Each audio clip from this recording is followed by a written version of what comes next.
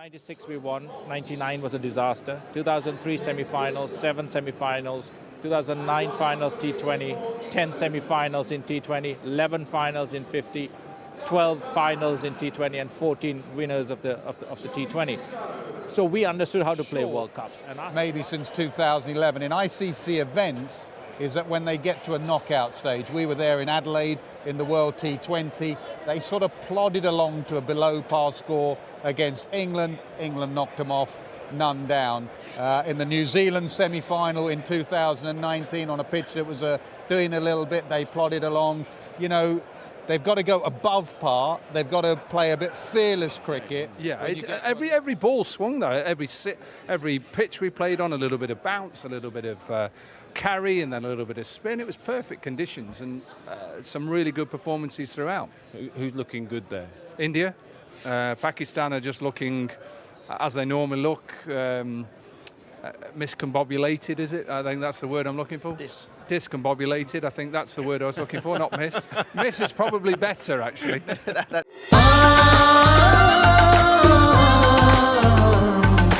How was the Asia Cup? Wet. I think it's followed me wherever I've gone. Yeah, there was a lot of rain there. It was really good to just actually see it from afar, from a neutral point of view, because you know, we watch a lot of India and Pakistan. You know, we all do the PSL, so we know what Pakistan cricket is like and how strong that is. But being around, you know, the Bangladesh team, Sri Lankan team, Afghanistan team, Nepal team, it was a really good tournament, and obviously India won it in the end quite comprehensively, bowling Sri Lanka out for 50. Yeah, extraordinary game, wasn't it? Yeah, every ball swung though. Every pitch we played on, a little bit of bounce, a little bit of carry, and then a little bit of spin. It was perfect conditions and some really good performances throughout. Who's looking good there? India, Pakistan are just looking as they normally look. Miscombobulated, is it? I think that's the word I'm looking for. Discombobulated, I think that's the word I was looking for, not miss. Miss is probably better, actually. That's a sister. That's it, sister, yeah. Absolutely. But I just think the way that you look at Pakistan and think they'd have no chance in the World Cup, you know, you can never write them off. But when you look at India, they just look a complete package. And you've got people who aren't in their side, Shreyas Iyer who won't be in their side, the likes of Surya Kumar Yadav, who we've seen in the IPL a lot. They look a complete side, and obviously with Virat and Rohit in their side, and the young guns that are coming through, Shubman Gill's record, just look at Shubman Gill's record. So India, to me, look the strongest. Pakistan don't look the strongest at the moment, but you cannot write them off. A couple of youngsters coming through for Sri Lanka, Walalage, a little left-arm spinner, a good all-rounder. Paterana, who's very much like Lashish Malinga, who plays in the IPL, you do that. So some really good talent coming through, but of all the teams, India look way ahead of all of them. 4 out of the last 5 World Cups have been won by the home side. It's in India. Look at the talent they have on display. They are the favourites, aren't they? They're the clear favourites, or not for you?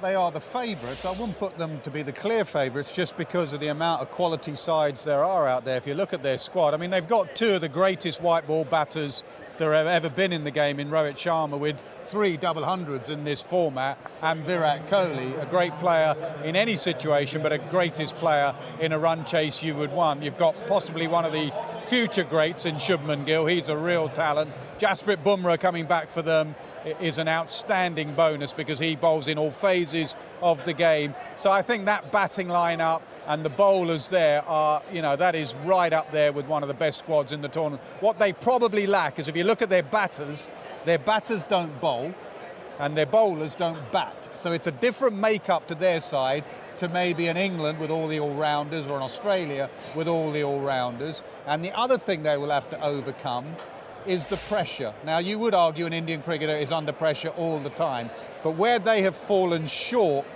maybe since 2011 in ICC events is that when they get to a knockout stage, we were there in Adelaide in the World T20, they sort of plodded along to a below par score against England. England knocked them off, none down. In the New Zealand semi-final in 2019 on a pitch that was doing a little bit, they plodded along. You know, they've got to go above par. They've got to play a bit fearless cricket when you get to a knockout stage. I think they'll get to a knockout stage. When they get to a semi-final and the pressure's on, that's when they still need to play fearless cricket. But the one thing that just to add to Nasser's point about how strong they are, that even adds more to it, is the fitness levels of Hardik Pandya, his ability to be able to bowl. He's bowled a little bit in the Asia Cup so far, but he's bowled really, really well. And there are very few sides throughout the tournament that would be genuine contenders that have somebody that bats in the top 6 that has an ability to bowl. So it's the old Ben Stokes role that we had for years with England. Australia have the likes of Stoinis and Cameron Green, but that role genuinely balances a side. And over the course of the World Cup, we're going to see various different pitches. The majority of contending teams have spinners that bat really well, so that base is covered. But having Hardik Pandya fit and able to bowl 5-6 overs of quality bowling really does, in my eyes, make them probably favourites. You see more Indian cricket than we do because of your IPL commitments. What do you see with India's squad and where they're set? I agree with Nasser, which doesn't happen often, but fearless cricket is their issue.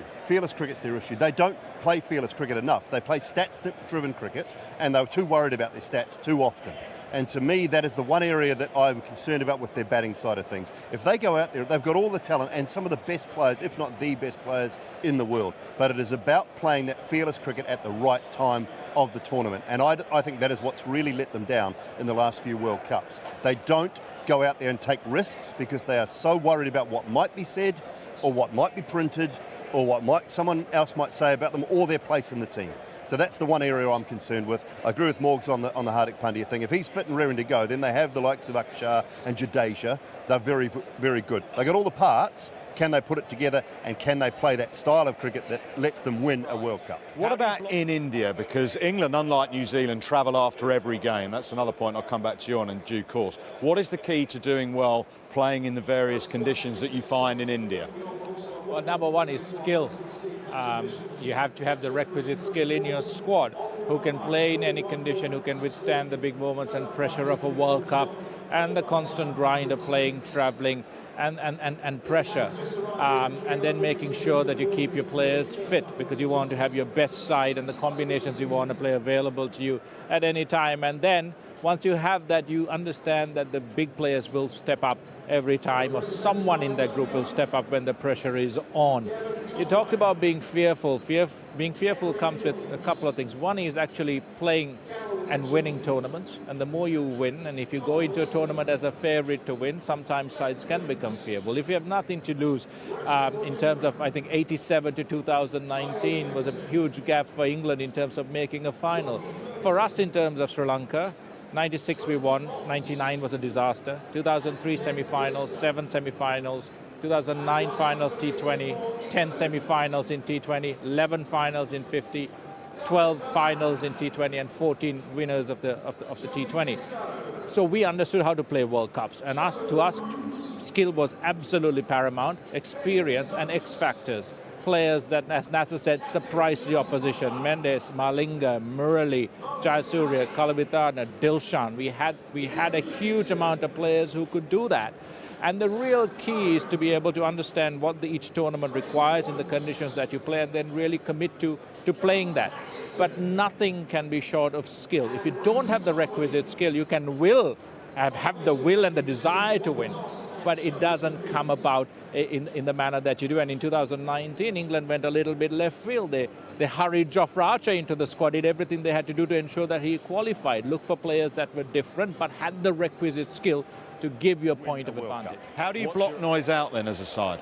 Yeah, I think it's a big role that leaders play. So the likes of Rahul Dravid, their head coach, Rohit Sharma plays a huge part in that as well. I remember India toured here last summer, and his first initial press conference was, no, we want to play fearless cricket. We do it in bilateral series all the time. They fell short at the T20 World Cup, which was his first test with a new coach in place as to how that they were going to react, and they didn't get it right in Adelaide. But home conditions give you a certain level of comfort, a certain level of habit that you've already grooved over the years that is an advantage that other teams don't have. So it will be a lot easier blocking out the noise in India, might sound silly, in India, because they've done it before. but the direction in doing that will come from the captain and coach. What about Pakistan then? They've not had the Asia Cup that they necessarily wanted. They've got some injury concerns to some of their senior bowlers, their potent bowlers. They haven't named their World Cup squad, so we're going to show you what they've done for the Asia Cup. Where are they at? Well, it depends how those three seamers are. I mean, Shaheen Shah Afridi is fit at the moment, but Haris Rauf in the previous Asia Cup game got injured. Nazim Shah, they say, may not be ready for the first game of the World Cup. That is a seriously potent bowling attack in those three seamers in particular. You know, bowlers, as Eoin Morgan has found out, as various captains, if you don't take wickets, the run rate's just going to go away from you. It's going to go through the roof. So wicket takers in there, they've always had. They've got the number one ranked batter in Babar Azam. We know what he can do. Fakhar Zaman has been a bit out of nick recently, but he's top draw at the top of the order. Then Mohammad Rizwan with Babar is that sort of regulation run getter that goes through the whole innings and gets a lot of runs. One thing they've lacked, which is unusual for Pakistan, is their spinners are a little bit out of form. Shadab Khan hasn't been that good recently. So in a World Cup in India, you want that, you know, threat from your spin. But one thing with Pakistan is they are a big, little bit like New Zealand, they are a big ICC event tournament side. They can be awful and then suddenly they can go on a roll. They are that sort of nation, they're that sort of cricketing side, because that's how their cricketers are. They are mercurial. One day they'll be very low, next day they'll be outstanding. Their first game, I think, is Netherlands, which is a bit of a, you know, you don't take the Netherlands lightly. You know, Pakistan of old, that was a classic game they would lose. So in this World Cup with Afghanistan and Netherlands, there are no easy games. Make sure you're switched on right from the first game. Are they dynamic enough with the bats? We always look at the Pakistan batting lineup, and you look at what they did the other evening in terms of the toss against India. We always look at Babar and Rizwan. Have they got enough oomph for this World Cup? I certainly think they have enough oomph. It's whether we see it in big moments throughout the tournament, and again, that comes from outside noise. You know, there's no surprise that in a big game that one side or the other in the biggest game in cricket has retreated a little bit, and that'll be a learning curve for them, and it certainly should be used in that vein. So close to a World Cup, that should be almost a point where it's like, right, we're not doing that again. We're not going back to the way that we played in Sri Lanka. It's a case of moving things forward. My biggest concern for Pakistan, Nas already alluded to, is the fitness of their seamers. I think Shadab does a good enough job with his wrist spin. In ICC trophies, he always comes out of it as a batter who bowls. The fitness levels of Fahim Ashraf, you know, all-rounding ability to contribute at 7-8 is important as well, because it's not always your top order who score the runs. It's the guys that balance the side, that make that team feel comfortable enough to play the method that they want to play and maybe take on a bit of risk as well.